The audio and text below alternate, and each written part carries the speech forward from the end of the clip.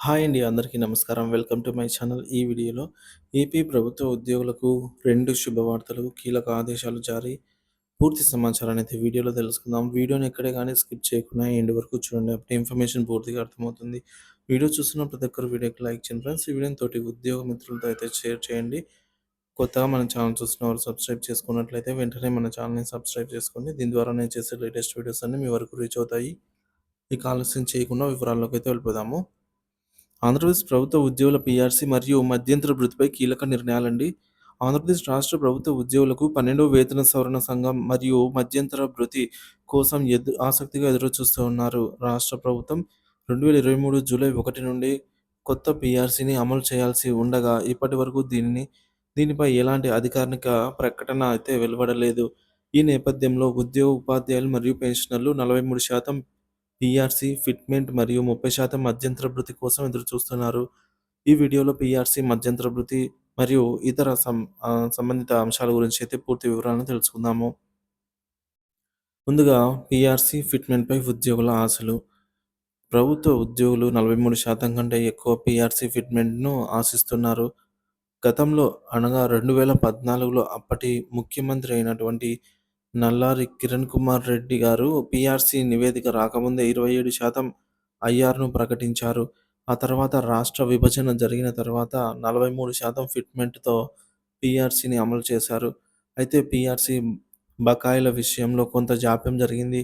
అనేక విజ్ఞప్తులు, ఆందోళనల తర్వాత 16 అక్టోబర్ 1 నుండి సిపిఎస్ ఉద్యోగులకు 3 విడతలుగా, సాధారణ ఉద్యోగులకు 1 విడతగా పీఆర్సీ బకాయిలు చెల్లించారు. ఎన్నికలు సమీపిస్తున్న సమయంలో ఈ బకాయిలు చెల్లించారని అప్పట్లో ఆరోపణలు కూడా వచ్చాయి.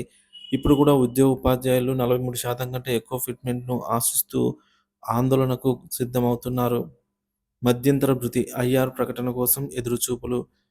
పీఆర్సీ కమిషన్ నియమించిన తర్వాత నివేదిక ఇవ్వడానికి సాధారణంగా ఏడాది సమయం పడుతుంది. ఈ సమయంలో ఉద్యోగులు మరియు ఉపాధ్యాయులు మధ్యంతర భృతి అనగా ఐఆర్ కోసం ఎదురుచూస్తూ ఉన్నారు.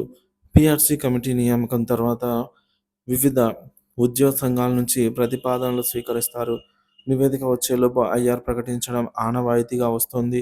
ఈసారి కూడా ఐఆర్ ఇవ్వాలని ఉద్యోగ సంఘాలు డిమాండ్ చేస్తున్నాయి. ఐఆర్ ప్రకటన కోసం ఉపాధ్యాయ జేఏసీ ఆధ్వర్యంలో ఆందోళనలు చేయడానికి కూడా సిద్ధమవుతున్నారు. డీఏ బకాయిలపై ఉద్యోగుల ఆందోళన. ప్రతి 6 నెలలకు ఒకసారి దేశవ్యాప్తంగా ధరల సూచి ఆధారంగా కేంద్ర ప్రభుత్వం కరువు భత్యాన్ని ప్రకటిస్తుంది. దీనిని అనుసరించి రాష్ట్ర ప్రభుత్వం రేషియో ప్రకారంగా ఇవ్వాల్సి అంటే కేంద్రం 1% ప్రకటిస్తే రాష్ట్ర ప్రభుత్వం 0.91% డీఏ ఇవ్వాల్సి ఉంది. గత ఏడాది జనవరి, జూలై అంటే 2024 జనవరి మరియు జూలైలలో కేంద్ర ప్రభుత్వం ప్రకటించిన డీఏ ఆధారంగా రాష్ట్ర ప్రభుత్వం 2 డీఏలను ఇవ్వాల్సి ఉంది. 2024కి సంబంధించి జనవరి, జూలై డీఏలను కేంద్ర ప్రభుత్వం జనవరి డీఏను 4% గాను, జూలై డీఏను 3% గాను ప్రకటించింది. సో, రాష్ట్ర ప్రభుత్వం వాటా ప్రకారంగా 0.91% అయితే ఇవ్వాల్సి ఉంటుంది. ఈ మొత్తానికి కలిపి. సో, ఈ నెలలో మరో డీఏను కేంద్ర ప్రభుత్వం ప్రకటించనుంది. జనవరి 2025 డీఏ. అయినప్పటికీ 2 డీఏలను ఇప్పటికీ ఇవ్వకపోవడంపై ఉపాధ్యాయ సంఘాల నాయకులు ప్రశ్నిస్తున్నారు. వెంటనే 2 డీఏలను ప్రకటించి ఉద్యోగులపై తమకున్న ప్రేమను నిరూపించుకోవాలని అయితే ఉద్యోగ సంఘాలు ప్రభుత్వాన్ని డిమాండ్ చేస్తున్నాయి. ఇకపోతే ఉమ్మడి తూర్పుగోదావరి జిల్లాలో ఉద్యోగులు మరియు పెన్షనర్లు. ఉమ్మడి తూర్పుగోదావరి జిల్లాలో వివిధ శాఖల ఉద్యోగులు, ప్రభుత్వ పాఠశాలల ఉద్యోగులు కలిపి సుమారు 42,000 మంది పైగా ఉన్నారనమాట. అలాగే 38,000 మంది పెన్షనర్లు కూడా ఉన్నారు. వీరందరూ 2 విడతల కరువు భత్యం మరియు 12వ పీఆర్సీ మధ్యంతర భృతి ప్రకటన కోసం అయితే ఎదురు చూస్తూ ఉన్నారు.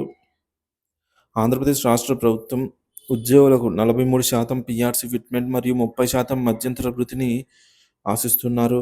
ఈ అంశాలపై ప్రభుత్వం త్వరగా నిర్ణయం తీసుకొని ఉద్యోగుల ఆకాంక్షలను నెరవేరుస్తుందనైతే ఆశిద్దాం. దీనిపై మీ అభిప్రాయాన్ని అయితే కామెంట్ ద్వారా తెలియజేయండి.